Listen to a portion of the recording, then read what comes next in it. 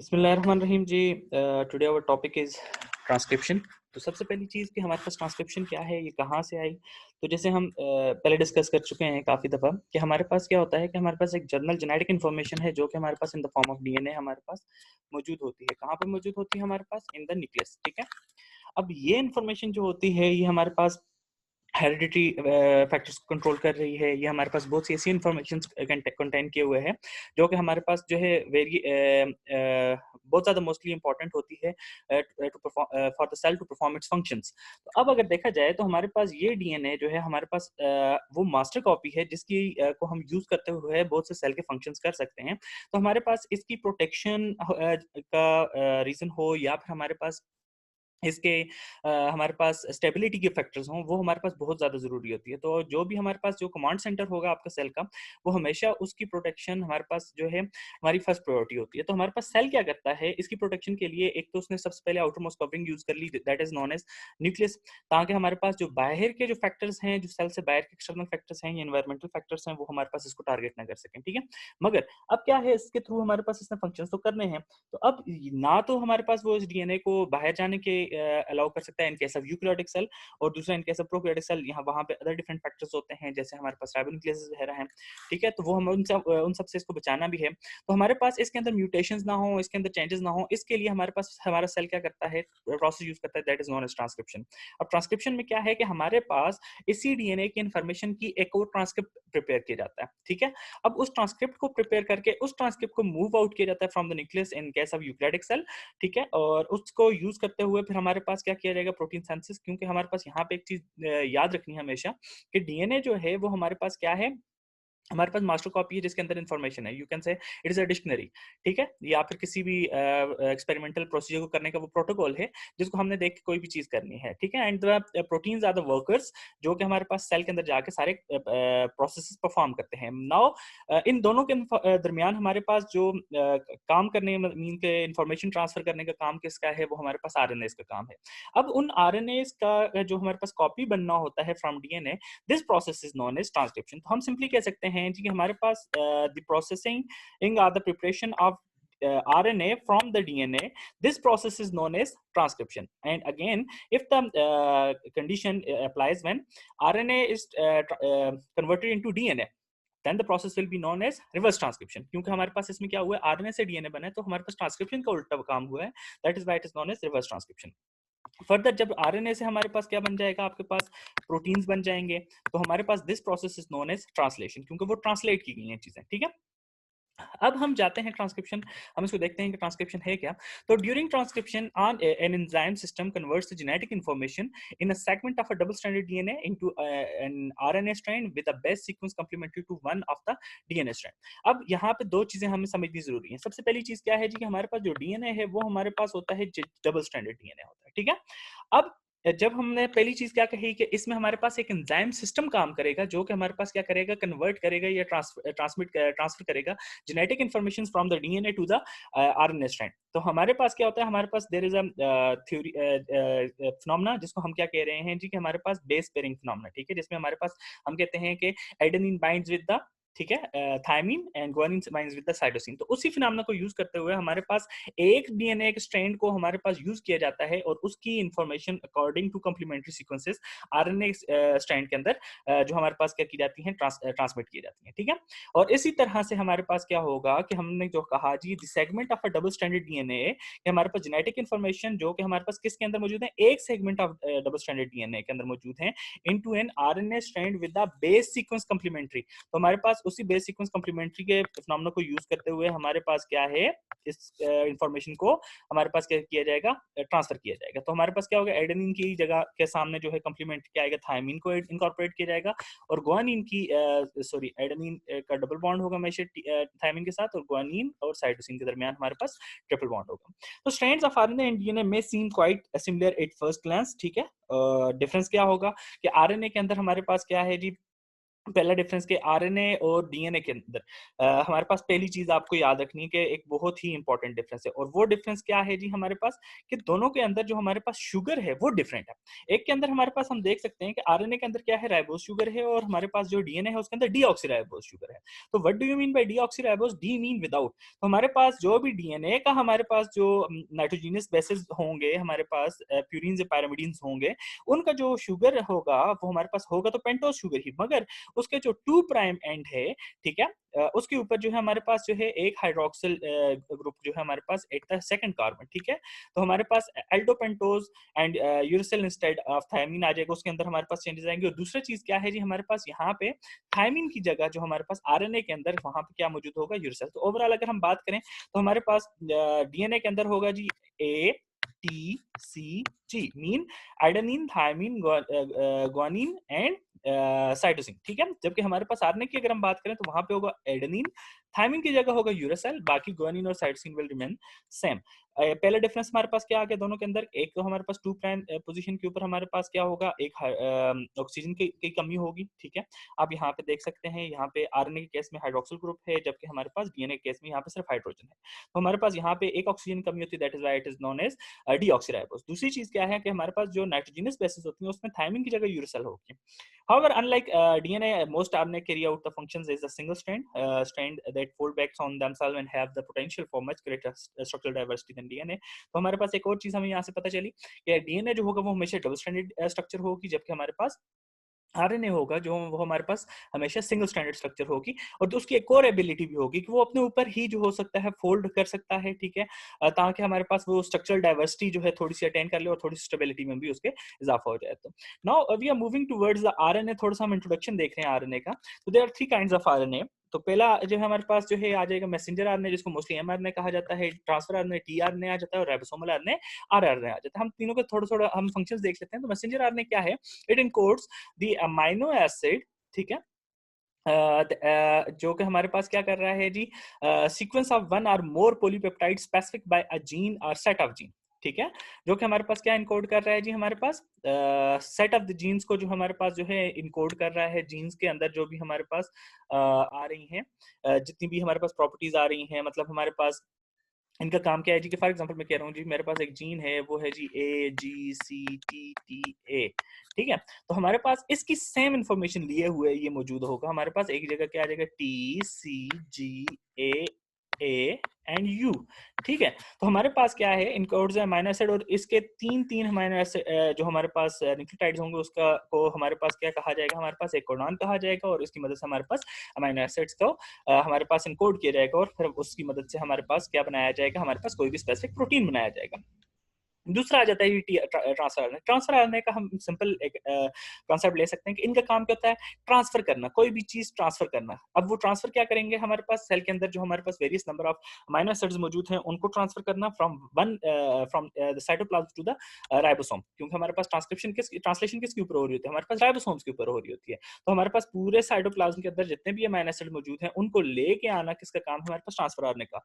They read the information coded in the mRNA, ठीक है, mRNA के ऊपर क्या इंफॉर्मेशन है, उसके कोडॉन्स किस तरह से, उसके अकॉर्डिंग जो है हमारे पास उसके ऊपर एप्रोप्रिएट अमीनो एसिड्स को ट्रांसपोर्ट करना, ताकि हमारे पास जो है ग्रो करवाया जा सके क्या, polypeptide chain during the protein synthesis. Ribosomal RNA आ जाता है जी, they are constituents of the ribosome that intricate cellular machines that synthesize protein. तो अब राइबोसोमल आरएनए जो है वो बहुत इंपॉर्टेंट होते हैं, क्यों, क्योंकि हमारे पास इन्होंने क्या करना है, हमारे पास वो स्ट्रक्चर बनानी है जिसको हम क्या बोलते हैं, राइबोसोम, जिसके ऊपर हमारे पास क्या हो रही है, ट्रांसलेशन हो रही है। तो आपके जो न्यूक्लियस होता है उसके अंदर एक रीजन होता है जिसको हम क्या बोलते हैं, न्यूक्लियोलर रीजन, ठीक है, न्यूक्लियोलस, ठीक है। अब उस न्यूक्लियोलस के अंदर जो हमारे पास क्या है, हमारे पास डिफरेंट राइबोसोमल आरएनए की सिंथेसिस होती है, वहां पे आपके पास राइबोसोमल सब यूनिट्स की सिंथेसिस होती है। वहां पे हमारे पास ribosome is not only made up of protein but it is also made up of ribosomal RNAs. तो हमारे पास ये उसकी स्ट्रक्चर का पार्ट होते हैं, ठीक है। तो अब क्या होगा कि हमारे पास उसके की सिंथेसिस जो है आपके राइबोसोम की, वो हमारे पास उसमें कौन इन्वॉल्व है, आपके राइबोसोमल आरएनए। तो आपके पास वो ट्रांसक्रिप्ट कौन लेके आएगा, आपका मैसेंजर आरएनए, और उसकी ट्रांसक्रिप्ट को रीड करते हुए उसके ऊपर किसने इनकॉर्पोरेट करवाने अमीनो एसिड, वो करवाने आपके ट्रांसफर आरएनए ने।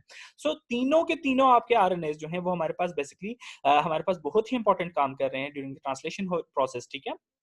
No, many additional specialized RNAs have regulatory or catalytic functions, are precursors to the three main classes of RNA. तो यहाँ पे हमारे पास एक चीज ये नहीं है कि सिर्फ 3 ही आपके पास जो है मेजर काइंड्स हैं आपके पास RNA के, इसके अलावा भी वेरियस अदर टाइप्स भी हैं आपके पास RNAs की, मगर उनका क्या हो जा सकता है जी, हमारे पास RNAs मीन जो हमारे पास डिफरेंट कैटालिटिक फंक्शंस परफॉर्म कर रहे हैं, या फिर वो इनकी सेंसेस के लिए हमारे पास प्रिकर्सर का काम कर रहे हैं।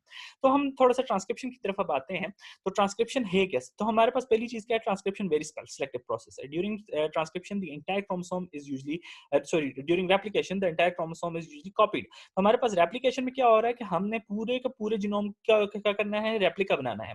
तो उसमें हमारे पास चाहे वो एक क्रोमोसोम है, दो क्रोमोसोम है, तो हमने इंटायर क्रोमोसोम को रेप्लिकेट करना है, उस जैसा एक और क्रोमोसोम बनाना है, ठीक है। मगर ट्रांसक्रिप्शन के प्रोसेस क्या होगा, ये सिर्फ सिलेक्टिव होगा। सिलेक्टिव जो हमारे पास जो रीजन्स हैं आपके क्रोमोसोम के ऊपर, डीएनए के रीजन्स हैं, वो रीजन्स जो हमारे पास क्या कर सकते हैं, प्रोटीन सेंसस कर सकते हैं, उन्हीं की हमारे पास जो है हमारे पास सेंसस करवाना, उन्हीं को सिर्फ ट्रांसक्राइब करना, ठीक है। तो only particular genes or group of genes are transcribed at any one time and some portions of DNA genome are never transcribed। अब वो रीजन हमने यहाँ पे कहा कि कुछ रीजन जो है हमारे पास कभी भी ट्रांसक्राइब नहीं होते हैं, और वो रीजन हमारे पास क्या कहलाएंगे, हमारे पास वो नॉन कोडिंग रीजन कहलाते हैं, ठीक है। अब वो नॉन कोडिंग रीजन्स में हमारे पास इंट्रॉन्स भी आ सकते हैं, मगर वो तो कोड होते हैं। मगर उसमें क्या है कि हमारे पास देखा जाए तो हमारे पास क्या है, अगर एक डीएनए है, उसके अंदर एक रीजन है जिसको हम क्या बोल रहे हैं, जीन है, और उसके अलावा एक और फिर डीएनए का रीजन आ जाता है। तो हमारे पास इस जीन के अंदर जो हमारे पास दो तरह के रीजन आ सकते हैं, एक होते हैं जी एक्सॉन्स और दूसरे होते हैं इंट्रॉन्स। अब यहाँ पे हमारा क्वेश्चन ये होना चाहिए जी कि ये भी तो हमारे पास जो है नॉन कोडिंग सीक्वेंसेस हैं, मगर ये तो ट्रांसक्राइब होते हैं। हाँ, मगर ये होते हैं, मगर ये क्या हो जाते हैं, बाद में हमारे पास जब आरएनए प्रोसेसिंग होती है तो उसके अंदर ये रिमूव हो जाते हैं। और इन case of the prokaryotic genome और प्रोकैरियोटिक ऑर्गेनिजम्स, वहां पे इंट्रॉनिक रीजन्स होते ही नहीं है, ठीक है। तो हमारे पास सिर्फ वो रीजन जो हमारे पास अमाइनो एसिड को हमारे पास जो है कोड कर सकते हैं, सिर्फ उनकी ट्रांसक्रिप्शन हो रही होती है और उनको फर्दर यूटिलाइज किया जाता है। और वो रीजन जो कोई भी हमारे पास अमाइनो एसिड कोड नहीं कर रहे, जिनको हम नॉन जीनिक रीजन्स बोलते हैं, या हमारे पास जंक डीएनए कहा की एक टर्मिनोलॉजी यूज होती है उनके लिए, उनको हम जो है हमारे पास कभी भी ट्रांसक्राइब वो नहीं होते। दूसरा जो हमारे पास पॉइंट आ जाता है, ट्रांसक्रिप्शन रिजेंबल्स रेप्लिकेशन। अब वो हमारे पास रेप्लिकेशन से हमारे पास किस तरह रिजेंबल कर रही है ट्रांसक्रिप्शन, और रेप्लिकेशन से डिफर कैसे कर रही है, हम ये दो कंडीशंस देखते हैं।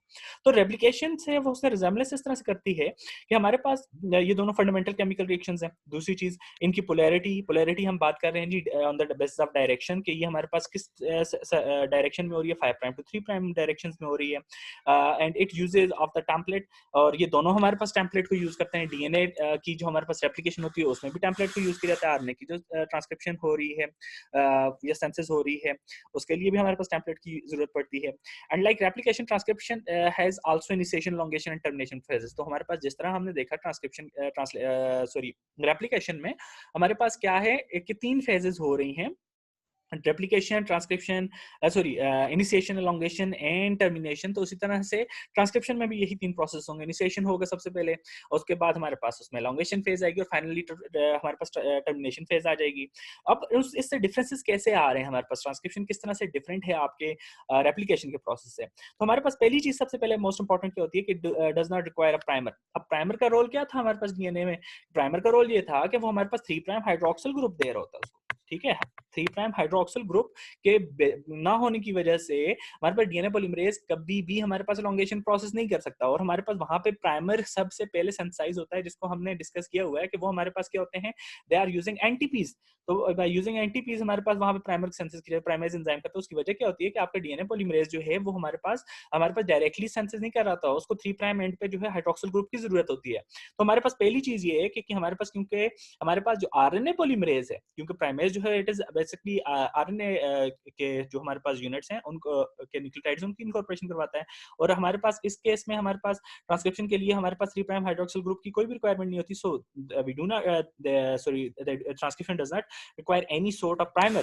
तो हमारे पास प्राइमर नहीं है यहाँ पे, जबकि रेप्लिकेशन में प्राइमर था। Generally involves only limited segment of the DNA molecule. छोटा सा सेगमेंट हमें चाहिए होता है, ज्यादा बड़ा सेगमेंट भी नहीं चाहिए।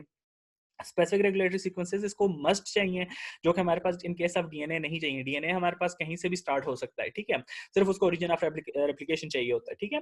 जबकि यहाँ पे स्पेसिफिक सीक्वेंसेस चाहिए, जैसे प्रोमोटर चाहिए होता है, उसके अलावा वेरियस फैक्टर्स हमारे पास एनहांसर रीजन्स चाहिए होते हैं। फाइनली हमारे पास कुछ और सीक्वेंसेस की बात अगर करें, तो हमारे पास क्या है, ये इसने जो बिगिनिंग और एंड पॉइंट भी इसको चाहिए, कहाँ से स्टार्ट होना है, कहाँ पे इसने एंड होना है, जबकि डीएनए रेप्लिकेशन केस में ऐसा नहीं होता था। And designated with which strand is duplex DNA is to be used as a template। तो यहाँ पे मोस्ट इंपॉर्टेंट चीज ये है कि कौन सा हमारे पास स्ट्रैंड जो है एज अ डुप्लेक्स यूज होगा। RNA is synthesised by RNA polymerases. Most important कि हमारे पास हमने बात की थी कि ड्यूरिंग रेप्लिकेशन कि हमारे पास कौन सी चीज हमारे पास यूज हो रही है। तो हमारे पास रेप्लिकेशन में हमारे पास यूज होते हैं जी डीएनए पॉलीमरेजेस, मगर ट्रांसक्रिप्शन के केस में हमारे पास आरएनए पॉलीमरेजेस यूज होते हैं। 1960s चार रिसर्च ग्रुप्स थे हमारे पास, ठीक है, had independently detected an enzyme in cellular extract that could form an RNA polymer from riboside 5 triphosphate. तो हमारे पास 4 डिफरेंट ग्रुप थे, इंडिपेंडेंटली वर्क कर रहे थे, मिलकर काम भी नहीं कर रहे थे, और उन चारों ने एक ही चीज आइडेंटिफाई की, दैट इज राइबोन्यूक्लियोटाइड 5 ट्राइफॉस्फेट, ठीक है, आरएनए पॉलीमर था, ठीक है। वो कहाँ से निकला था, राइबोन्यूक्लियोसाइड 5 ट्राइफॉस्फेट के एक्सट्रैक्ट से। तो अब क्या हुआ, subsequent work on the purified Escherichia coli E coli RNA polymerase help to define the fundamental properties of transcription. और वो फंडामेंटल प्रॉपर्टीज क्या थी कि DNA dependent RNA polymerase requires. But do you mean by DNA dependent RNA polymerase? We say DNA dependent. By we say DNA dependent क्योंकि हमारे पास RNA polymerase totally dependent होता है आपके डीएनए के ऊपर। क्यों? क्योंकि वो उसको यूज कर रहा है एज अ टेम्पलेट, और वो टेम्पलेट के तौर पर उसको यूज करते हुए हमारे पास क्या कर रहा है, उसको क्या कर रहा है, ट्रांसक्राइब कर रहा है। उससे हमारे पास जो कॉम्प्लीमेंट्री सीक्वेंसेस जो है वो हमारे पास ऐड करता जा रहा है, और एक ट्रांसक्रिप्ट की हमारे पास जो है सेंसस कर रहा है। जस्ट लाइक कि आपके पास कोई बोर्ड है, उसके ऊपर टीचर ने कोई जो हमारे पास रिमार्क्स लिख दिए हैं, अब आप उसको देख के अपनी कॉपी के ऊपर वो सारी चीजें जो हमारे पास जो है नोट डाउन कर रहे हो। तो basically you are doing the transcription and you are the RNA polymerase, but you are dependent on DNA कि जो चीज टेम्पलेट के ऊपर मौजूद है, वो जो हमारे पास टेम्पलेट है वो बेसिकली डीएनए है। तो आप क्या हो, RNA polymerase हो, मगर आप उसके ऊपर डिपेंडेंट हो to write that thing down. तो अब क्या है, तो सबसे पहली चीज क्या है, उसको चाहिए जी एक डीएनए टेम्पलेट चाहिए, जिसको वो देखते हुए उसने कॉम्प्लीमेंट्री सीक्वेंसेस ऐड करने हैं, ऑल 4 राइबोन्यूक्लियोसाइड 5 ट्राइफॉस्फेट। मगर याद रखना है कि दीज शुड बी एनटीपीज। एनटीपीज क्यों? क्योंकि हमारे पास हमने अभी पीछे सबसे पहले डिफरेंस पढ़ा है कि डीऑक्सीराइबोज के अंदर और राइबोज शुगर्स जो राइबोज न्यूक्लियोटाइड्स हैं उनके अंदर क्या डिफरेंस है। वो डिफरेंस हमारे पास दो थे, एक था कि हमारे पास थायमिन की जगह आएगा, कौन सा आएगा, यूरेसिल आएगा, और दूसरा क्या है, हमारे पास दोनों की पेंटोज शुगर के अंदर भी डिफरेंस है। तो हमारे पास इस वजह से हमारे पास जहाँ पे जो एटीपी, जीटीपी, यूटीपी या सीटीपी चाहिए होंगे, वो हमारे पास आरएनए न्यूक्लियोटाइड्स होंगे, ठीक है। You can not never use DNA nucleotides for the RNA senses और the RNA nucleotides for the DNA senses. दोनों के अंदर डिफरेंस है, कभी भी ये नहीं कि एटीपी है या फिर हमारे पास जीटीपी है तो वो हमारे पास यूज कर सकते हैं। अगर हमारे पास वो आरएनए में यूज हुए, they will be are ATP, ठीक है, आर, इसको आप एनटीपी कह सकते हो, ठीक है, सिंपल एनटीपी। जबकि हमारे पास जो डीएनए के केस में यूज होगा, it will be small D NTPs. N जो हो यहाँ पे कोई भी आ सकता है, स्मॉल डी एटीपी। अब यहाँ पे स्मॉल डी क्या रिप्रेजेंट कर रहा है, डीऑक्सी को रिप्रेजेंट कर रहा है, जबकि दूसरे केस में हम यहाँ पे स्मॉल डी यूज नहीं कर रहे हैं। तो these are the differences you must know. दूसरी चीज, तीसरी चीज आ जाएगी आपके पास मैग्नीशियम। अब मैग्नीशियम क्या है, ये कोफैक्टर का काम कर रहा है। कोफैक्टर किस लिए जरूरी है, आपके एंजाइम की एफिशिएंट वर्किंग के लिए जरूरी है। और तीसरी चौथी चीज आपको जो चाहिए होती है, the protein also binds one zinc. तो जिंक आयन भी यहाँ पे हमारे पास चाहिए होता है। तो यहाँ पे हम देखते हैं chemistry and mechanism of RNA senses closely resemble those used by the DNA polymerases. तो डीएनए पॉलीमरेजेस जिस तरह से यूज कर रहे हैं, उसी तरह से यहाँ पे सारा प्रोसेस हो रहा है। अब यहाँ पे आप नीचे देख सकते हो पेंटोकोवलेंट ट्रांजिशन स्टेट के तौर पे वर्क हो रहा है। अब होता क्या है कि हमारे पास ये 1 2 3 हमारे पास न्यूक्लियोटाइड्स हमारे पास ऐड हुए हैं। कौन कौन से हुए हैं, ग्वानिन हुआ है, यूरेसिल हुआ है, और हमारे पास साइटोसिन हुआ है। अब देखें यहाँ पे हमारे पास डीएनए टेम्पलेट जो था, उसकी डायरेक्शन क्या है आपके पास, उसकी डायरेक्शन ये है जी आपके पास 3 प्राइम और 5 प्राइम। जबकि हमारे पास जो ग्रोइंग आरएनए स्ट्रैंड है वो it will be in the direction of 5 prime to 3 prime, ठीक है। जो हमारे पास हम पहले भी डिस्कस कर चुके हैं, आपके जो हमारे पास रेप्लिकेशन होगी उसकी भी सेम डायरेक्शन होगी। अब क्या है, हमारे पास कॉम्प्लीमेंट्री जो हमारे पास सीक्वेंसेस होंगे, साइटोसिन के सामने ग्वानिन आ गया, एडेनिन के सामने आना चाहिए था थायमिन, मगर इन केस ऑफ आरएनए हमने क्या है, वहां पे आता है हमारे पास यूरेसिल होता है, ग्वानिन के सामने साइटोसिन आ गया। अब देखें fourth one, that is the T के सामने हमारे पास थायमिन के सामने क्या आना चाहिए, एडेनिन आना चाहिए। तो अब क्या होता है कि हमारे पास यहाँ पे अब देखें ये हमारे पास आ गया 3 प्राइम हाइड्रोक्सिल ग्रुप होता है बेसिकली, ठीक है। तो 3 प्राइम जो हमारे पास हाइड्रोक्सिल एंड जो है, ठीक है, ये हमारे पास क्या करता है, अटैक करता है सबसे पहले फॉस्फेट, अल्फा फॉस्फेट के ऊपर, ठीक है, जो कि हमारे पास यहाँ पे मौजूद है अल्फा फॉस्फेट ऑफ द, ये हमारे पास जो एडेनिन है, ये देखें इस एडेनिन के साथ ये मौजूद है एटीपी ट्राइफॉस्फेट। तो इसके अल्फा एंड के ऊपर अटैक जब करता है तो हमारे पास क्या होगा, हमारे पास एज अ रिजल्ट ये न्यूक्लियोफिलिक अटैक होगा, ठीक है, न्यूक्लियोफाइल अटैक करेगा, उसकी वजह से यहाँ से इलेक्ट्रॉन विड्रॉ हो जाएंगे और इस तरफ चले जाएंगे, और हमारे पास क्या होना है, यहाँ पे हमारे पास बॉन्ड बन जाएगा, और एज अ रिजल्ट हमारे पास क्या होगा, यहाँ से हमारे पास क्या है, inorganic phosphate plus PPI pyrophosphate का यहाँ पे रिलीज होगा, ठीक हो गया। और जब यहाँ से पायरोफॉस्फेट का रिलीज हो जाएगा तो, और इनऑर्गेनिक फॉस्फेट, तो हमारे पास यहाँ पे आपस में इनके दरमियान एक बॉन्ड की फॉर्मेशन हो जाएगी, सॉरी यहाँ पे सिर्फ पीपीआई की रिलीज होगा, इनऑर्गेनिक फॉस्फेट का रिलीज होगा, और यहाँ पे जो बॉन्ड बनेगा वो हमारे पास ड्यू टू द फॉस्फेट बन जाएगा, ठीक है। और हमारे पास इनकमिंग जो राइबोन्यूक्लियोसाइड ट्राइफॉस्फेट है वो हमारे पास ऐड हो जाएगा, और पायरोफॉस्फेट हमारे पास रिलीज हो जाएगा। Now, RNA polymerase requires DNA for activity and is most active when bound to a double-stranded DNA. RNA polymerase हमेशा जो है वो हमारे पास सबसे ज्यादा एक्टिव होगा जब वो DNA के साथ बाइंड हो चुका हो, उसके अलावा उसकी एक्टिविटी थोड़ी सी लीस्ट होती है। Each nucleotide in the newly formed RNA is selective by Watson-Crick base pairing interaction, जो हमने अभी डिस्कस किया कि हमारे पास यूरेसिल जो है वो उसके वो हमेशा करेगा, बाइंडिंग करेगा आपके पास एडेनिन के साथ, और एडेनिन यूरेसिल के साथ करेगा, गुआनिन विद द साइटोसिन, ठीक है। Base pair geometry may also play a role in base selection. Unlike DNA polymerase, RNA polymerase does not require a primer to initiate synthesis. ये चीज अभी हम डिस्कस कर चुके हैं प्रीवियसली, यहाँ हमें प्राइमर की जरूरत नहीं होती है, वजह क्योंकि हमारे पास RNA polymerase वो हमारे पास उसको 3 प्राइम हाइड्रोक्सिल ग्रुप की जरूरत नहीं होती. It can start from the scratch. Initial initiation occurs when RNA polymerase bind at a specific DNA sequence is called promoter. यहाँ पे important role जो होता है वो होता है promoter का. अब promoter क्या है, ये हमारे पास बेसिकली नॉन कोडिंग सीक्वेंसेस होता है, ठीक है। नॉन कोडिंग सीक्वेंसेस क्या है, ये हमारे पास आपका जीन जहां से स्टार्ट होता है ये उससे थोड़ा सा पहले मौजूद होता है, इस वजह से हम इसको क्या बोलते हैं, अपस्ट्रीम, ठीक है। तो अपस्ट्रीम ये मौजूद होता है और ये स्पेसिफिक सीक्वेंस होता है। इसको सबसे पहले जब हमारे पास आरएनए ने हमारे पास क्या करना है, ट्रांसक्रिप्शन करनी है, तो वो इसको सर्च करता है, किसको सर्च करता है, आपके प्रोमोटर को। और जब वो उस प्रोमोटर तक पहुंच जाता है तो वो वहां पे जाके बाइंड कर जाता है, और उसके बाद उसको पता होता है हाँ जी इतने सीक्वेंस होगा, उसके बाद यहाँ से मेरा जीन स्टार्ट हो रहा है। तो promoter is very much important in to identify the start point of the transcription. The 5 prime triphosphate group of the first residue is a nascent newly formed RNA molecule is not cleaved to release pyrophosphate but instead remain intact through the transcription process. अब क्या होगा, जो हमारे पास हमने बात की थी अभी पिछली स्लाइड में, यहाँ पे हम देख रहे थे, तो ये यहाँ पे हमारे पास क्या होगा, ये वाला जो पॉइंट होगा, ठीक है, जो 5 प्राइम पॉइंट है, यहाँ पे आप इस एडेनिन का देख भी सकते हैं, उसके साथ क्या मौजूद है, 5 प्राइम पर जो हमारे पास ट्राइफॉस्फेट मौजूद है।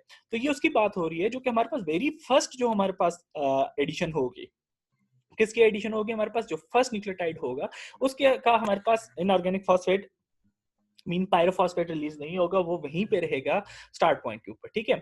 वहां पे बाद में जी कैपिंग होगी हमारे पास, और वो वहां पे इसलिए रहेगा क्योंकि वो उसके से पहले कुछ नहीं मौजूद था, तो वहां से इस वजह से उसका क्लीवेज नहीं हुआ, जैसे अभी हमने प्रीवियस प्रोसेस में देखा है। तो during the elongation phase of the transcription the growing end of the new RNA strand base pair temporarily with the DNA template to form a short hybrid DNA RNA DNA duplex helix. अब क्या होता है कि जब हमारे पास transcription हो रही होती है तो वहां पे जो हमारे पास कुछ स्ट्रैंड्स का आरएनए स्ट्रैंड्स का डीएनए के साथ हमारे पास क्या होता है, वो बेस पेयरिंग बनी होती है, मगर वो टेम्परली होती है, हम इसको अभी फर्दर देखेंगे किस तरह से होती है, और वो अप्रोक्सीमेटली 8 बेस पेयर की होती है, ठीक है। और उस वजह से हमारे पास वो डुप्लेक्स को हम क्या बोलते हैं, आरएनए डीएनए डबल हेलिक्स। हालांकि डीएनए डीएनए डबल हेलिक्स होता है, मगर वहां पे क्योंकि आरएनए और डीएनए के दरमियान कुछ बॉन्डिंग हुई होती है, इस वजह से उस जगह को हम आरएनए डीएनए डबल हेलिक्स बोलते हैं। The RNA in this hybrid duplex peels off shortly after its formation and DNA duplex reforms. तो अब यहाँ पे क्या होगा कि RNA जो है वो थोड़ा थोड़ा हमारे पास वहां से जैसे जैसे आगे ग्रो करता है और पीछे से पील ऑफ मीन वहां से हटता चला जाएगा, और दोबारा से वहां पे उस जगह पे आपके पास दोनों डीएनए स्ट्रैंड जो है आपस में जो है रिफॉर्म फॉर्मेशन करेंगे। अब कैसे होता है हम उसको देखते हैं। यहाँ पे आप देख सकते हैं ये वाला पॉइंट जो है अप्रोक्सीमेटली 7 to 8 हमारे पास न्यूक्लियोटाइड जो हैं वो हमारे पास डीएनए के पास साथ बाउंडेड हैं। अब यहाँ पे क्या देखा जाए, जो ग्रीन वाला है ये आरएनए है और रेड वाला क्या है, ये डीएनए है। That is why this complex is known as RNA DNA duplex. अब क्या होगा कि जैसे जैसे ये हमारे पास डायरेक्शन आगे की तरफ जाता जाएगा, मजीद जो आरएनए सिंथेसिस होती जाएगी, ये पीछे वाला जो है ये पील ऑफ होता जाएगा, ये हटता चला जाएगा। और अगेन क्या होगा, यहाँ से जो कॉम्प्लीमेंट्री सीक्वेंसेस होंगे वो दोबारा से आपस में जुड़ते चले जाएंगे, हाइड्रोजन बॉन्डिंग होगी और डीएनए डीएनए डुप्लेक्स की फॉर्मेशन अगेन से होती चली जाएगी। To enable RNA polymerase to synthesize an RNA strand complementary to one of the DNA strand, the DNA duplex must unwind over a short distance, forming a transcription bubble. अब क्या होता है कि हमारे पास डीएनए क्योंकि हमारे पास डबल स्ट्रैंडेड फॉर्मेशन में होता है, तो वहां पे उसको ओपन होना पड़ता है ताकि वहां पे आरएनए पॉलीमरेज आके बाइंड कर सके और वहां पे ट्रांसक्रिप्शन हो सके, ठीक है। तो उस वजह से ये जो रीजन बन रहा है इसको हम क्या बोल रहे हैं, ट्रांसक्रिप्शन बबल, जिस जगह पे आपकी ट्रांसक्रिप्शन होगी। और इस प्रोसेस में हमारे पास जो इकोलाई जो होता है उसका आरएनए पॉलीमरेज अगर देखा जाए तो वो ओवरऑल टोटल कितना हमारे पास सेगमेंट ओपन करेगा, वो ओपन करता है total segment of 17 base pair का, ठीक है। और उसके अंदर हमारे पास जो 8 बेस पेयर होंगे वो आरएनए डीएनए हाइब्रिड बनेगा, जो हमने अभी डिस्कस किया कि जिसमें आरएनए और डीएनए का आपस में क्या हुआ है, डबल हेलिक्स बना हुआ है, ये वाला। उसको हम क्या कहेंगे, हमारे पास RNA DNA hybrid RNA DNA duplex, ठीक है। तो ये बनेगा हमारे पास अनवाउंड रीजन में of the DNA DNA double helix, ठीक है। और ये डबल हेलिक्स का जो ओपनिंग बबल होगा, ट्रांसक्रिप्शन बबल जिसको हम बोल रहे हैं, वो होगा टोटल 17 बेस पेयर का, और उसके अंदर जो आरएनए डीएनए हमारे पास डुप्लेक्स बनेगा वो it will B only 8 base pair long. Elongation of a transcript by the E. coli RNA polymerase proceeds at a rate of 50 to 90 nucleotides per second. ठीक है, इससे ज्यादा वो या इससे कम वो नहीं करता. Now the moving RNA polymerase generates wave of the positive supercoil ahead of the transcription bubble and negative supercoils behind. अब यहाँ पे क्या होगा जी, आप यहाँ से देखो, अगर ये डीएनए हमारे पास इसकी डायरेक्शन ऊपर की तरफ है, जब ये ऊपर की तरफ घूमेगा तो अगेन से यहाँ पे क्या होगी, सुपरकॉइलिंग की एडिशन होगी। और अगर ये यहाँ से ऊपर की तरफ उठेगा तो हमारे पास जो है ऊपर जैसे जैसे खुलता चला जाएगा तो यहाँ पे हमारे पास जो है जो सुपर कॉइलिंग है वो खत्म होती जाएगी। तो इस वजह से हमारे पास क्या होगा, ये दोनों प्रोसेस सिमुल्टेनियसली चल रहे होते हैं। और हमारे पास क्या होगा, यहाँ से आपके एनटीपीज की एंट्री चैनल होता है, ये हमारे पास ओवरऑल पूरा आरएनए पॉलीमरेज दिखाया है उन्होंने, और यहाँ से एंट्री होती है, यहाँ पे इनकॉर्पोरेशन होती चली जा रही है, और ये पीछे वाला जो रीजन है इसका आरएनए का, ये यहाँ से एग्जिट हो रहा है, ये पील ऑफ होता चला जा रहा है, ठीक है। और डायरेक्शन क्या होगी, हमेशा 5 प्राइम टू 3 प्राइम होगी, ठीक है। और हमारे पास topological problem caused by transcription are revealed through the action of topoisomerases. और इसमें सबसे इंपॉर्टेंट काम क्या है, टोपोइसोमेरेसिस का है, जो कि हमारे पास कंटिन्यूअसली आगे वाली साइड से हमारे पास कौन सी है, 3 प्राइम वाली साइड है, ठीक है, सेंसस की, वो उसको हमारे पास क्या कर रहे हैं, नेगेटिवली सुपरकॉइल कर रहा है। और जो हमारे पास 5 प्राइम एंड वाली है वो पॉजिटिवली सुपरकॉइल कर रहा है। What do you mean by negative supercoiling, मतलब आपकी सुपरकॉइलिंग उसमें से हटाना, और पॉजिटिव सुपरकॉइलिंग मतलब उसमें जो है सुपरकॉइलिंग को दोबारा से ऐड करवाना या मजीद बढ़ाना, ठीक है। तो हमारे पास यहाँ पे देखें, ये ऑलरेडी पॉजिटिव सुपर कॉइलिंग हुई है, तो इसको नेगेटिव सुपर कॉइल करेगा तो ये ओपन होगा, और ये हमारे पास नेगेटिव सुपर कॉइल हुआ है। और जब ये हमारे पास नेगेटिव सुपर कॉइलिंग में है तो इसको पॉजिटिव सुपर कॉइल करवाएगा, तो हमारे पास दोबारा से हमारे पास क्या हो जाएगा, उसको क्लोज अप किया जा सकता है। अब टेम्पलेट स्ट्रैंड की अगर हम बात करें तो two complementary DNA strands have different role in transcription. तो हमारे पास दो हमारे पास जो है स्ट्रैंड्स होते हैं, हमेशा याद रखिएगा। एक होता है जी डीएनए नॉन टेम्पलेट, जिसको हम बोलते हैं कोडिंग स्ट्रैंड। दूसरा होता है डीएनए टेम्पलेट स्ट्रैंड। अब यहाँ से बहुत इंपॉर्टेंट कंसेप्ट है जिसको आपने समझना है, ठीक है। अब हम सबसे पहले ऊपर वाली बात को थोड़ा सा समझते हैं। The two complementary DNA strands have different role in the transcription. The strand that serve as a template for an RNA synthesis is known as template strand. कि जिसको यूज करके हमारे पास जो है हमारे पास RNA strand बनेगा, वो उसको हम क्या बोलेंगे, या जिसके साथ हमारे पास उसका क्या है कंप्लीमेंट्री सीक्वेंसेस होंगे, उसको हम क्या बोलेंगे, template strand. And the DNA strand complementary to the template, the non template strand और the coding is known as the coding strand. जिसको हमारे पास सामने जैसा सीक्वेंस हमारे पास बनेगा उसको हम क्या बोलेंगे, कोडिंग स्ट्रैंड बोलेंगे। अब यहाँ पे अगर हम देखा जाए तो हमारे पास ये स्ट्रैंड है, ये 5 प्राइम टू 3 प्राइम डायरेक्शन में CGCTT आप देख सकते हैं इसका सीक्वेंस। दूसरा है डीएनए टेम्पलेट स्ट्रैंड। अब टेम्पलेट स्ट्रैंड और आरएनए स्ट्रैंड ये दोनों एक कंप्लीमेंट्री होंगे आपस में हमेशा। देखें, एडेनिन के सामने यूरासिल, एडेनिन के सामने uracil, uracil guanine, cytosine, guanine, adenine, फिर यूरासिल आ जाएगा। ये हमारे पास क्या है, आपस में कॉम्प्लीमेंट्री। और इस स्ट्रैंड को यूज करते हुए आरएनए पॉलीमरेज जो है हमारे पास सेंसस करेगा आपके आरएनए ट्रांसक्रिप्ट की। मगर आपका आरएनए ट्रांसक्रिप्ट जो होगा उसके अंदर जो सीक्वेंस होगा it will be similar to the non template strand, जिसको हम कोडिंग स्ट्रैंड बोल रहे हैं। अब इसके अंदर जो सीक्वेंस देखें ना, CGCT की जगह हमारे पास यूरासिल आएगा, AT की जगह अगेन यूरासिल आएगा, AGCG टी और यहाँ पे यूरेसिल आ जाएगा। तो हमारे पास इसका जो सीक्वेंस है वो it is just similar to the non template strand, जिसको हम कोडिंग स्ट्रैंड बोल रहे हैं, is identical in base sequence to the RNA transcribed from the gene. अब ये क्या होगा जी, हमारे पास ये सीक्वेंस इसके अंदर कौन सा होगा, ये उस जीन का होगा with you in the RNA in place of T in the DNA. अब ये इंपॉर्टेंट कंसेप्ट किस लिए है, एक चीज याद रखिएगा, हमारे पास क्या होता है आपका ये जो हमारे पास जीन होगा उसकी ट्रांसक्रिप्शन होगी, मगर उसका जो हमारे पास सीक्वेंस जाएगा वो हमारे पास कोडिंग स्ट्रैंड वाला होगा। आपके पास जो कोड्स होंगे वो ये वाले होंगे, ठीक है। तो अब जो आपका जीन होगा हमेशा उसके सामने वाला स्ट्रैंड हमेशा क्या होगा, ये चीज याद रखिएगा, जो आपका जीन है उसके हमेशा क्या होगा, जिस स्ट्रैंड पे आपका जीन है उसके सामने वाला स्ट्रैंड हमेशा क्या होगा, ट्रांसक्राइब होगा। वो वाला स्ट्रैंड हमारे पास ट्रांसक्राइब कभी नहीं होगा। क्यों? अगर वो वाला स्ट्रैंड ट्रांसक्राइब होगा तो आपका जो आरएनए बनेगा उसके अंदर सीक्वेंस सामने वाले स्ट्रैंड का चला जाएगा, ठीक है। तो आपके क्या होंगे, हमारे पास वहां पे जो कोड्स होंगे वो डिफरेंट हो जाएंगे। जस्ट लाइक आपको चाहिए जी सीजीसी, ठीक है, मगर अगर आपने इस स्ट्रैंड को कॉपी किया है तो आपके जो आरएनए के अंदर सीक्वेंस आएगा वो सामने वाले स्ट्रैंड ये वाला आएगा जीसीजी। तो हमारे पास अब क्या होगा, आपका कोड डिफरेंट हो जाएगा। सीजीसी से कोई और मायने से ट्रांसलेट हो रहा था, मगर जीसीजी से कोई और मायने से ट्रांसलेट हो जाएगा। तो इसलिए यू मस्ट रिमेंबर दिस कि आपके जो जीन है उसके सामने वाला स्ट्रैंड हमेशा क्या होगा, आपका जो जीन है हमेशा उसके सामने वाला स्ट्रैंड क्या होगा, हमेशा वो ट्रांसक्राइब होगा, ठीक है।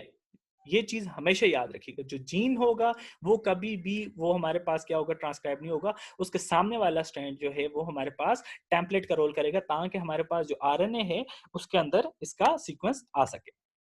Now, the coding strand for a particular gene may be located in either strand of a given chromosome, and the regulatory sequence that control transcription are by convention designated by the sequence in the coding strand. अब वही बात जहां पे हम discuss करेंगे जो हमने previously बताई मैंने आपको, कि ये वाला अगर सीक्वेंस है, ठीक है, तो इसके सामने वाला जो है वो हमारे पास हमेशा ट्रांसक्राइब होगा। अब the information for the most protein is encoded by the top strand, ठीक है। मोस्ट ऑफ द प्रोटीन्स के लिए हमारे पास क्या होगी, इंफॉर्मेशन जो है वो टॉप स्ट्रैंड के अंदर मौजूद है, ठीक है। अब इस चीज को देखिएगा, एरोस का मतलब क्या है, आपको ये शो कर रहे हैं जी कि हमारे पास ट्रांसक्रिप्शन किस तरफ हो रही है। अगर मैं कह रहा हूँ जी ये एरो है, तो हमारे पास ये वाला स्ट्रैंड जो होगा वो हमारे पास ट्रांसक्राइब होगा, मगर जीन हमारे पास यहाँ पे मौजूद है। समझ आइए इस चीज की। अब मैं कह रहा हूं कि अगर ये वाला जो है ये स्ट्रैंड जो है एरो लगा हुआ है, तो इसका मतलब क्या है, आपकी ट्रांसक्राइब या टेम्पलेट स्ट्रैंड ये है, मगर जीन आपका इस स्ट्रैंड के अंदर मौजूद है। तो हमेशा ये चीज याद रखिएगा कि जिस स्ट्रैंड के अंदर आपका जीन होगा उसके सामने वाला स्ट्रैंड जो है वो टेम्पलेट का काम करेगा, ठीक है। तो bottom strand act as a template for the above strand. However, few proteins are encoded by the bottom strand, which is transcribed in the opposite direction and uses the top strand as a template. तो वही बात जो मैंने आपको बताई जी कि हमारे पास bottom strand के अंदर कोई जीन है तो वो हमारे पास उसका जो हमारे पास ट्रांसक्राइब कौन सा होगा, टॉप स्ट्रैंड होगा, ठीक है, जैसे इस केस में मैंने अभी बताया आपको। तो हमारे पास इसी तरह से ट्रांसक्रिप्शन का प्रोसेस चलेगा। अगेन रिपीट कर रहा हूँ कि जो जीन आपका जो सेगमेंट है जीन का, ठीक है, वो हमारे पास फॉर एग्जांपल मैं अब इस पॉइंट को कहता हूँ, ये वाला आपका जो है डायरेक्शन है, ठीक है, आपका जीन में कह रहा हूँ यहाँ पे मौजूद है। तो अब ये वाला स्ट्रैंड आपका कभी भी टेम्पलेट स्ट्रैंड नहीं होगा, इसके सामने वाले स्ट्रैंड को हमारे पास एज अ टेम्पलेट यूज किया जाएगा। इसको देख के हमारे पास ट्रांसक्रिप्शन होगी और आपका जो एमआरएनए बनेगा उसका सीक्वेंस जो होगा वो सिमिलर होगा इस सीक्वेंस के, इस स्ट्रैंड के सीक्वेंस के, इस जीन के सीक्वेंस के, तब जाके आपके पास जो है ट्रांसक्रिप्शन एफिशिएंटली होगी। Now RNA polymerase of the E coli की अगर हम बात करें तो DNA dependent RNA polymerases of E coli is a large complex enzyme with 5 core sub units, ठीक है, इसके 5 सब यूनिट्स होंगे। 2 अल्फा सब यूनिट्स होते हैं, एक बीटा होता है, एक बीटा प्राइम होता है, एक ओमेगा होता है, ठीक है, with the molecular weight of 3,90,000 Dalton's, and a sixth subunit that is known as sigma with a variant designated by a single size molecular weight, ठीक है। उसको इन सबको molecular weight के अकॉर्डिंग जो हमारे पास इनको दिया जाता है नाम। अब जो सिग्मा सब यूनिट होगा it will B sigma 70, sigma 36, तो इनको इसके डिफरेंट वेरिएंट्स हैं, उनको साइज के अकॉर्डिंग नाम दिया जाता है। तो सिग्मा सब यूनिट क्या होता है, bind transiently to the core and directs the enzyme to specific binding sites on the DNA, ठीक है, ये हमारे पास स्पेसिफिक बाइंडिंग साइट को सर्च करने में और उस बाइंड करने में बहुत ज्यादा हेल्पफुल होता है for the RNA polymerase. The 6 सब unit constitute the RNA polymerase hollow enzyme. Again याद रखिएगा यहाँ पर टर्म यूज हुआ है हॉलो एंजाइम। तो हॉलो एंजाइम का मतलब क्या है कि हॉलो एंजाइम का मतलब ये हुआ कि हमारे पास ये एंजाइम है मगर इसके साथ अभी इसका कोफैक्टर मौजूद नहीं। हम प्रीवियसली डिस्कस कर चुके हैं कि कोफैक्टर्स कौन है, आपका मैग्नीशियम है। तो जब तक हमारे पास इसके साथ इसका नॉन प्रोटीनियस पार्ट या कोफैक्टर इसके साथ बाइंड नहीं होगा तो हमारे पास ये कभी भी एपो एंजाइम नहीं बन सकता। सॉरी, ये हमारे पास holo enzyme, complete holo enzyme है, इसके साथ इसका मैग्नीशियम वगैरह कंप्लीट मौजूद होगा। That is why it's known as, there are two terminologies, the apo enzyme and the holo enzyme. तो एपो एंजाइम क्या होता है, विदाउट इट्स कोफैक्टर होता है, holo enzyme with its cofactor होता है। The RNA polymerases holo enzyme of the E. coli thus exist in the several forms dependent on the type of the sigma subunit। ठीक है, different हमारे पास forms हैं और वो किस वजह से हमारे पास सिग्मा सब यूनिट, क्योंकि हमने कहा था सिग्मा सब यूनिट्स की हमारे पास जो मॉलिक्यूलर वेट वेरिएशंस आती हैं और इसी बेस पे हमारे पास उसको नाम भी किया जाता है। The most common sub unit sigma 70 है जिसका मॉलिक्यूलर वेट है 70,000 डाल्टन्स। अब देखें आपके पास डिफरेंट है, 70 है, sigma 54, sigma 38, sigma 32, sigma 28, sigma 24, sigma 19। अब जो सिग्मा 70 है ये हमारे पास ट्रांसक्रिप्शन करता है ड्यूरिंग एक्सपोनेंशियल फेज। हमारे पास सिग्मा 54 रेगुलेट जीन ट्रांसक्रिप्शन, मगर कब, नाइट्रोजन रेगुलेटेड जीन ट्रांसक्रिप्शन करवाता है। सिग्मा 38 जो है ये during starvation and stationary phase transcription करवा रहा है।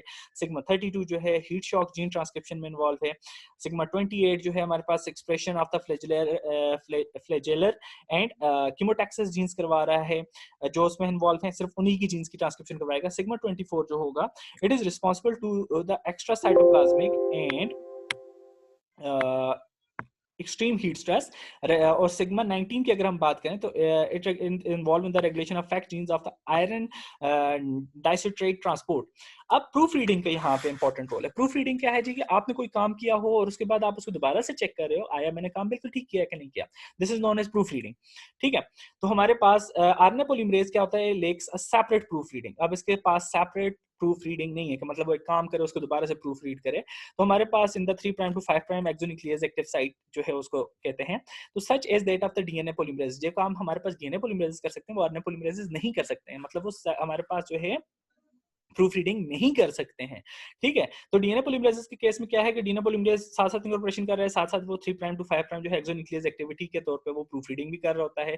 जहां वो मिस इनकॉर्पोरेशन करता है वहां पे वो एक्सोन्यूक्लियस एक्टिविटी करके दोबारा से वहां पे हमारे पास न्यूक्लियोटाइड्स की एडिशन करवाता है, जबकि हमारे पास आरएनए पॉलीमरेजेस ये काम नहीं कर सकते। और इसी वजह से error rate of the transcription जो है वो बहुत ज्यादा हाई होता है, और अप्रोक्सीमेटली 1 एरर पर 10⁻⁴ to 10⁻⁵ राइबोन्यूक्लियेजेस वो न्यूक्लियोटाइड्स वो इनकॉर्पोरेट कर सकता है। और इसी वजह से because many copies of RNA are generally produced from a single gene, तो एक ही जीन से बहुत ज्यादा कॉपीज बनती हैं। All RNA are eventually degraded and replaced, तो हमारे पास जितने भी आरएनएज हैं वो हमारे पास जनरली डिग्रेड भी हो सकते हैं और रिप्लेस भी कर सकते हैं हम। तो a mistake in RNA molecule of is of less consequence to the cell than a mistake in the permanent information stored in the DNA. तो हमारे पास देखा जाए तो डीएनए के पास ये एक्सोन्यूक्लियस एक्टिविटी प्रूफ रीडिंग की एबिलिटी है जो हमारे पास पॉलीमरेजेस हैं, डीएनए पॉलीमरेजेस, जबकि हमारे पास आरएनए के पास नहीं है, आरएनए पॉलीमरेजेस के पास नहीं है। उसकी वजह क्या है कि हमारे पास जो डीएनए के अंदर अगर इंफॉर्मेशन चेंज होती है तो वो हमारे पास ज्यादा जो हमारे पास इश्यूज क्रिएट करेगी rather than a mistake in the RNA molecule. So many RNA polymerases, including bacterial RNA polymerase and the eukaryotic RNA polymerase too, do pass when a mispaired base is added during transcription, and they can remove mismatched nucleotides from 3' end of a transcript by direct reversal of the polymerase reactions. तो हमारे पास ये कुछ enzymes हैं जो हमारे पास कर सकते हैं proofreading, but it is not yet known whether this activity is true proofreading function or to what extent it may contribute to the fidelity of transcription, मगर ये अभी तक unknown है। Now RNA synthesis begins at promoter, कि हमारे पास हमने बात की थी प्रोमोटर की, तो हमारे पास आरएनए सिंथेसिस जो है वो हमारे पास स्टार्ट कब कहाँ पे होती है, वो हमारे पास प्रोमोटर के ऊपर स्टार्ट होती है। और हमने प्रोमोटर की बात की थी, वो क्या है हमारे पास, कि प्रोमोटर हमारे पास वो रीजन है जो कि हमारे पास क्या कर सकता है, हमारे पास आइडेंटिफाई करवा सकते हैं आपके जीन को। ठीक है, तो हमारे पास RNA polymerase bind to specific sequence in the DNA called promoters which directs the transcription adjacent segments of DNA, जो कि हमारे पास बता सकता है जी कि हमारे पास एडजेसेंट सेगमेंट ऑफ डीएनए कौन सा है। अब in equal RNA polymerase bind occur with in the region stretch from the about 70 base pair before the transcription site to about 30 base pair beyond it. तो हमारे पास 70 base pair to 30 base pair पहले जो हमारे पास sequence होगा आपके gene से, उसमें हमारे पास आपका प्रोमोटर रीजन ट्रांसक्रिप्शन मौजूद होता है. By convention, this the DNA base pair that correspond to the beginning of the RNA molecule are given positive numbers, and those preceding the RNA start site are given negative numbers. The promoter region thus extend between position -72 +30. अब देखें यहाँ पे एक चीज हुई. तो हमारे पास फॉर एग्जांपल आपका आरएनए स्टार्ट हो रहा है from this point, these are the nucleotides for example. ठीक है, और मैं इसको थोड़ा सा लंबा कर देता हूँ, उससे प्रीवियस रीजन आ जाता है. तो ये जो जहां पे पहला न्यूक्लियोटाइड यहां से आपका जीन स्टार्ट हो रहा है, आई एम गिविंग इट 1. तो मैंने इसको क्या नंबर दे दिया 1, मगर इसको क्या दिया +1, फिर ये +2 +3 +4. अब इससे पीछे क्या है, देयर इज नो जीरो. ठीक है, -1 -2 -3 -4. तो हमारे पास स्टार्ट पॉइंट ऑफ जो हमारे पास आरएनए होगा उसको हम 1 देंगे, मगर वो +1 देंगे, और उससे प्रीवियस जितने भी होंगे वो माइनस के हिसाब से उसको पीछे की तरफ चलते जाएंगे. अब -70 का मतलब क्या है कि आपके जो जीन का स्टार्ट है उससे 70 बेस पेयर्स पीछे. ठीक है, और आपके +30 का मतलब जो है जो आपके जीन का स्टार्ट पॉइंट है उससे 30 बेस पेयर्स उसके स्टार्ट में. ठीक है, उससे आगे. तो हमारे पास क्या होगा, there will be no zero. यहाँ पे कोई भी सीक्वेंस जिसको हम जीरो नहीं देंगे, there is -1 and there is +1. ठीक है, अब यहाँ पे हम देखते हैं. तो यहाँ से ये देखें आपके पास आरएनए स्टार्ट हो रहा है, वी आर गिविंग इट +1. तो ये सारा क्या है +1. इससे अगला अगर मैं कहता हूँ जी फॉर एग्जांपल जी है तो मैं उसको दे दूंगा +2. अगर यहाँ पे सी है तो इसको मैं दूंगा यहाँ पे +3. तो हमारे पास इस तरह से ये आगे सीक्वेंस चलता जाएगा. मगर उससे पीछे जो होता है ये एक रीजन आएगा स्पेसर रीजन, फिर -10 रीजन, फिर स्पेसर रीजन, फिर -35 रीजन. अब यहाँ पे आप देख सकते हैं यूपी रीजन, अपस्ट्रीम एलिमेंट्स इनको कहा जाता है. तो अपस्ट्रीम एलिमेंट्स बहुत ही इंपॉर्टेंट होते हैं आपकी ट्रांसक्रिप्शन को स्टार्ट करवाने में. ठीक है, अब यहाँ पे 2-3 चीजें मैं आपसे डिस्कस कर लूँ. ये -35 रीजन क्या है, मतलब ये मतलब क्या है, ये -35 बेस पेयर मौजूद है. ये इधर से पीछे अगर हम गिने तो यहाँ पे जो बेस पेयर बनेगा वो 35th बेस पेयर होगा. ठीक है, यहाँ से 1 2 3 4, तो इस तरह से 35th बेस पेयर होगा, मगर क्योंकि ये जीन से पहले मौजूद है इस वजह से हमने इसको माइनस का नंबर दे दिया. अब -35 रीजन, इसको हम जो है हमारे पास TTGACA इसको मोस्टली बोलते हैं, और -10 रीजन हम इसको बोल रहे हैं TATAAT. इसको मोस्टली हमारे पास दो बॉक्सेस कहा जाता है, -35 बॉक्स और -10 बॉक्स को. -10 box is also known as TATA box. ठीक है, reveal similarities in the two short sequences. ये हमारे पास शॉर्ट सीक्वेंसेस होते हैं, ये सिमिलरिटीज शो करते हैं between the position of -10 and -35, but a little bit similarities होती हैं इनके अंदर.